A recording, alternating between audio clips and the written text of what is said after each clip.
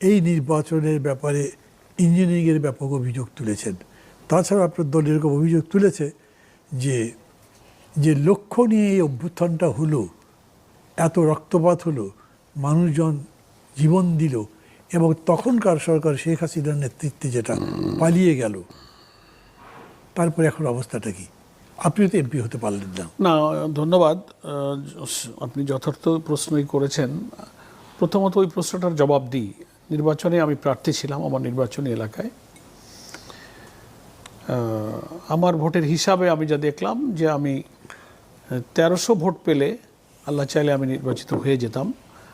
আমার নির্বাচনের ব্যাপারে আমরা মিডিয়াতে আমার রিয়াকশানটা এবং আমার দলের রিয়াকশান অফিসিয়ালি দল ব্যক্ত করেছে। দৃশ্যত ভোটাররা ভোট কেন্দ্রে যেতে পেরেছে, ভোট দিতে পেরেছে, সেইখানে আমাদের কিন্তু কোনো অবজেকশন কমপ্লেন নেই।